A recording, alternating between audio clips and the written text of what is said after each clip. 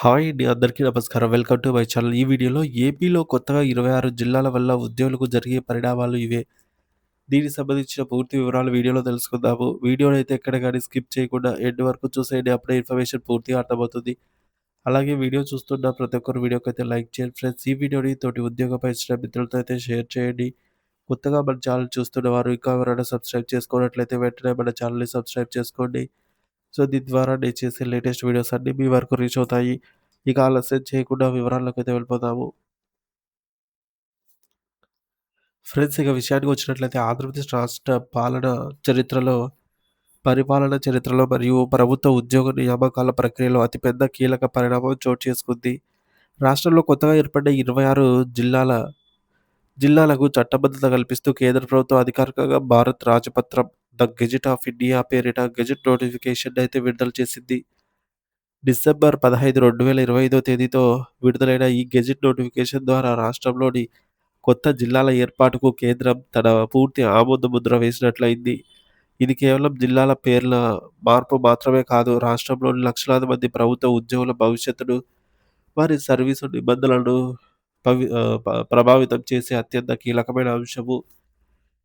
ఈ gazette notification ప్రభావంతో రాష్ట్రపతి ఉత్తర్వులైనటువంటి పబ్లిక్ ఎంప్లాయ్‌మెంట్ ఆర్డర్ 1975లో కేంద్ర సవరణలు చేసింది. దీని ప్రకారం ఆంధ్రప్రదేశ్ రాష్ట్రం ఇకపై పరిపాలనా సౌలభ్యం మరియు ఉద్యోగ నియామకాల కోసం 2 మల్టీ జోన్‌లను మరియు 6 జోన్‌లుగా అధికారికంగా విభజించబడింది. ఈ విభజన స్వరూపం ఇలా ఉండబోతోంది. మల్టీ జోన్ 1 ఇందులో జోన్ 1, జోన్ 2 మరియు జోన్ 3 ఉంటాయి. జోన్ 1 కిందకు శ్రీకాకుళం, విజయనగరం, పార్వతీపురం, మన్యం, విశాఖపట్నం, అనకాపల్లి జిల్లాలు ఉంటాయి. అలాగే జోన్ 2కు అల్లూరి సీతారామరాజు, తూర్పు గోదావరి, కాకినాడ, డాక్టర్ బిఆర్ అంబేద్కర్ కోనసీమ జిల్లాలు ఉంటాయి. జోన్ 3 పశ్చిమ గోదావరి, ఏలూరు, ఎన్టీఆర్, కృష్ణా జిల్లాలు ఉంటాయి. ఇక మల్టీ జోన్ 2 ఇందులో జోన్ 4, జోన్ 5, మరియు జోన్ 6 ఉంటాయి.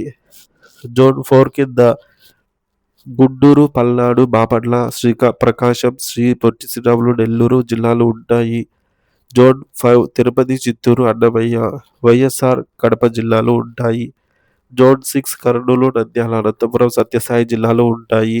ఈ కేంద్రం గెజిట్ విడుదలైన నేపథ్యంలో రాష్ట్రంలో ఇకపై జరగబోయే ఉద్యోగ నియామకాలు, బదిలీలు మరియు పదోన్నతులు అన్నీ కూడా ఈ కొత్త జిల్లాల ప్రాతిపదికన మాత్రమే జరుగుతాయి.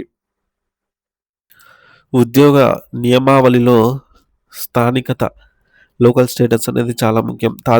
తాజా నిబంధనల ప్రకారం ఒక అభ్యర్థి వరుసగా 7 ఏళ్ళు ఎక్కడ చదివి ఉంటారో ఆ ప్రాంతమే వారి పరిగణ స్థానికగా అయితే పరిగణించబడుతుంది. సో, దీని తర్వాత జరగబోయే పరిణామాలు ఉద్యోగులకు అత్యంత కీలకం. కేంద్రం గెజిట్ ఇచ్చిన వెంటనే రాష్ట్ర ప్రభుత్వం కూడా దీనికి అనుగుణంగా తన సొంత గెజిట్ నోటిఫికేషన్‌ను జారీ చేస్తుంది. దీని ద్వారా ప్రతి ప్రభుత్వ శాఖలోని సిబ్బందిని మరియు ఉపాధ్యాయులను ఉమ్మడి జిల్లాల నుండి కొత్త జిల్లాలకు పంపిణీ చేస్తారు.